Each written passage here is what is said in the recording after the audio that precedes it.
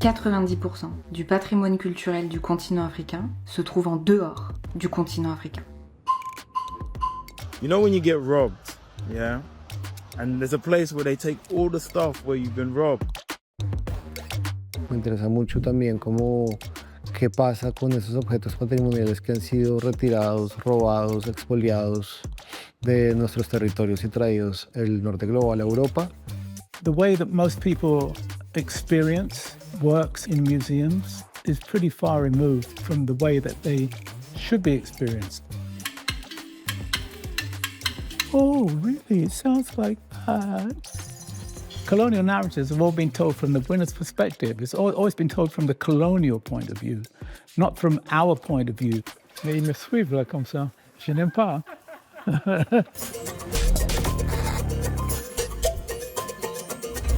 Quel est le lien entre ce buste de Néfertiti, exposé au Neues Museum de Berlin, les marbres d'Elgin, montrés au British Museum de Londres, et ce sarcophage devant lequel Kim Kardashian a posé au Met de New York? Tous ces objets ont été spoliés pendant l'époque coloniale. La question du rapatriement des trésors volés à leur pays de provenance secoue le monde de l'art depuis des années. Certains pays, comme la France, la Belgique ou l'Allemagne, ont même entamé des restitutions. Je veux que d'ici 5 ans, les conditions soient réunies pour des restitutions temporaires ou définitives du patrimoine africain en Afrique. The return of the bronzes today is therefore a crucial step towards addressing this chapter in the way that it should be addressed. Mais ce processus est lent et pour beaucoup insuffisant. Pour l'instant, seulement quelques milliers d'artefacts ont été rendus, contre plusieurs centaines de milliers encore détenus par des musées en Europe ou aux États-Unis. Pour cet épisode de Trax, je me suis intéressée à des artistes qui s'attaquent à la racine du problème, le musée comme institution coloniale, et à une nouvelle discipline, l'archéologie spéculative, qui crée de nouveaux récits sur les œuvres pillées. Je suis d'abord allée à Londres, au Victoria and Albert Museum. Si yo introduzco objetos que se podrían ser pensados como falsos o arqueologías especulativas, empiezo a generar otro tipo de relaciones entre esos objetos. L'artiste Juan Covelli utilise la technologie pour créer des répliques quasi parfaites d'objets en or pillés dans son pays natal, la Colombie. Exposés à côté des originaux, ces vraies fausses œuvres racontent ce qui n'est jamais dit au sujet des œuvres originales. Ces artefacts proviennent des tombes de l'époque précolombienne, profanées au XIXe siècle et revendues aux plus offrants. Pour son exposition Atrato au V&A, Juan a répliqué des objets présents dans la collection du musée. We found this collection of objects acquired by the museum in the 1870s. First, I did the 3D modeling and then 3D print them in castable resin, and then we cast it in a gold which is not pure. So what we did was this setup where there is some of them from the collection and other ones that I've made myself. So they're like kind of new archaeological artifacts. So you want to blur the lines between. Exactly. Son œuvre la plus célèbre, Trésor spéculatif, se penche sur l'histoire du trésor de Quimbaya, une centaine d'objets en or cédés par la Colombie à l'Espagne au XIXe siècle, à un moment où le trafic d'œuvres archéologiques n'était pas du tout régulé. Aujourd'hui, la Colombie demande le rapatriement de ce trésor. Il est exposé actuellement au Musée des Amériques à Madrid. El museo me negó la entrada, me dijo que no podía entrar a trabajar con las piezas. Entonces lo que hice fue de una manera especulativa, usando tecnología, usando inteligencia artificial, empecé a generar nuevas representaciones de ese tesoro que ahora hacen parte de la colección del Banco de la República en Colombia, que es la colección donde se encuentra, digamos, todo el acervo del Museo del Oro. Entonces, muy interesante como esa repatriación simbólica que hubo ahí. Finalement, en 2024, Juan est invité par le Musée des Amériques de Madrid, celui où se trouve le vrai trésor de Quimbaya, à exposer ses trésors spéculatifs et même à créer des copies physiques.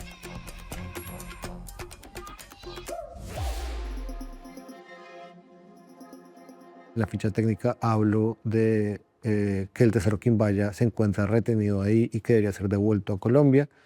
Algo que no fue muy bien recibido en el museo. Luego tuvieron que poner como un montón de pancartas y explicaciones diciendo que eso no tenía nada que ver con ellos. y pues generó un revuelo en la prensa y fue muy interesante poder hacer esa narrativa, esa contranarrativa contra el museo colonial y la relación que tenemos con esos objetos. Les objets que Juan réplique ont tous été moulés dans de l'or recyclé, provenant principalement du lit du fleuve Atrato en Colombie. Au-delà de la reproduction d'artefacts, il cherche à éduquer le public sur les conséquences actuelles du colonialisme. Et dans cette exposition, il prenait l'exemple des mines illégales d'or qui gangrènent certaines régions colombiennes et mettent en danger les populations locales. La fiebre del oro no ha desaparecido, solo ha mutado. Ahora son dragones metálicos que flotan sobre las aguas del río, bestias mecánicas nacidas de tierras lejanas, guiadas por deseos invisibles que llegan desde el norte.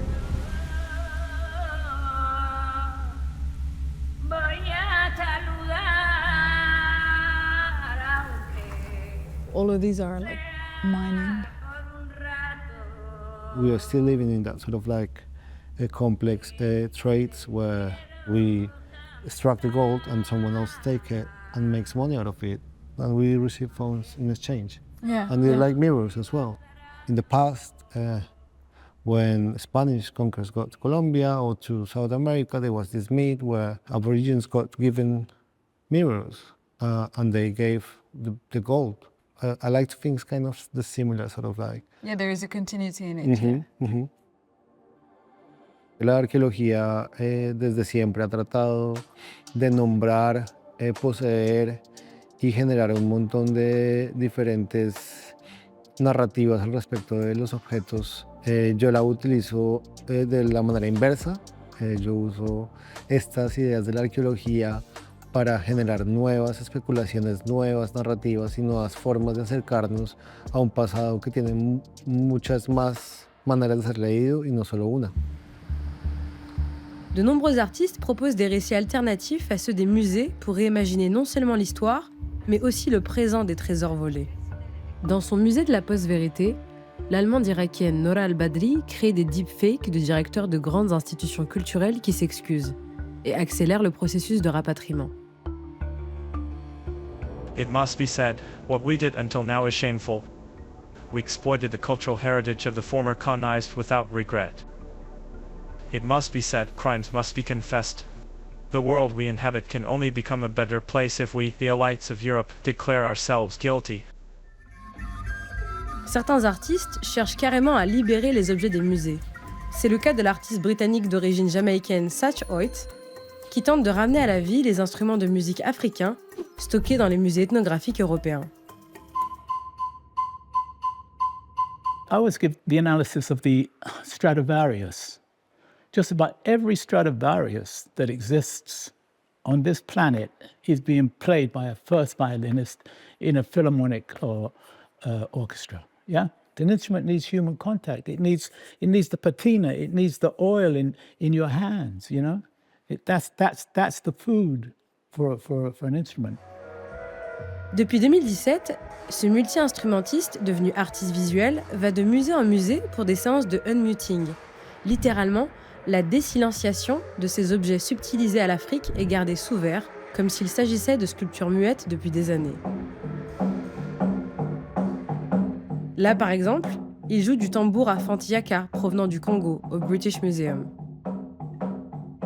It took 3 years of pure tenacity to get into that museum. They were all standing around in their white coats, and of course they didn't know what the instrument sounded like. And they went, "Oh, really? It sounds like that."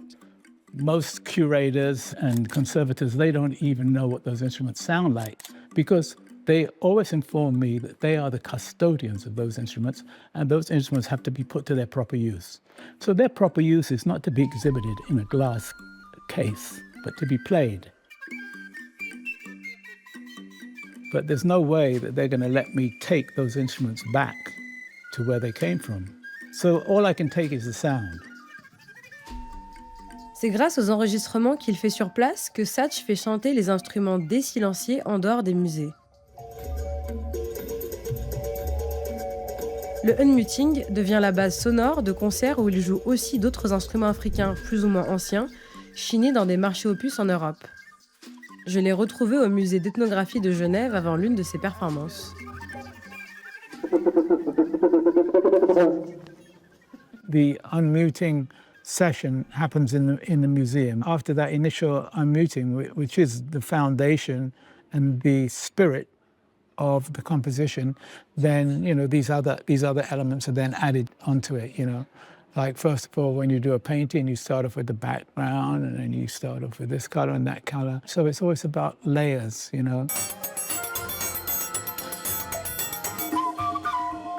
I'm amazed at the contemporaneity of the antique instruments because it sounds just so much like an analog synthesizer.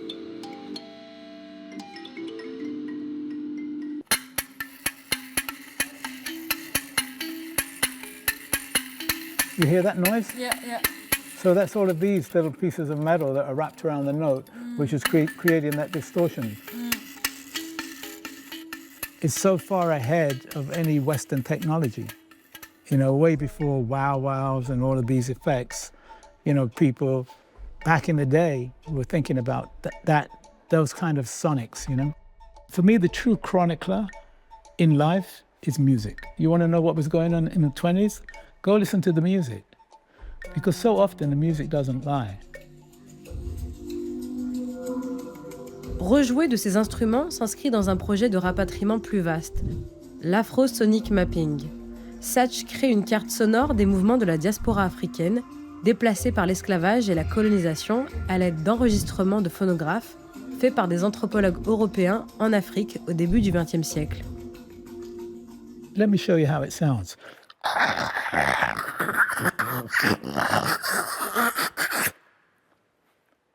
Now you need a lot of imagination to work out what the fuck is going on with that, right? And listening to all those hours of those phonograph archives and just hoping that I would just be able to hear like a clear slit drum or some clear percussion. Après avoir identifié des sons sur ces enregistrements, Satch a cherché à les reproduire avec des instruments actuels joués par des musiciens angolais ou brésiliens aujourd'hui. L'idée ? Restituer ces sonorités aux descendants d'esclaves en composant de la musique ensemble. We amassed a small group of artists and musicians together, and we made choices of some of the recordings and started working on tracks, because the idea was to make an album.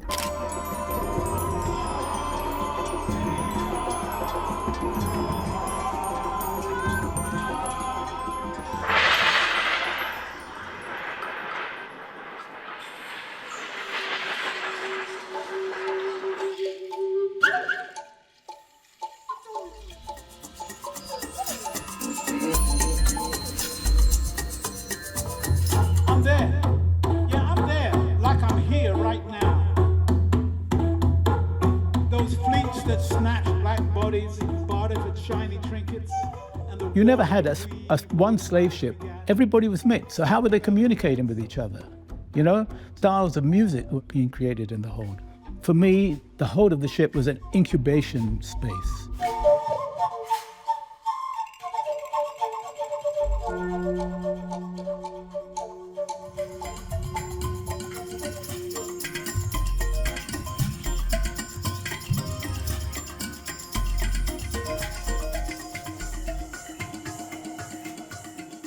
It's the way that I can honor the ancestors and honor the community and have this like living archive.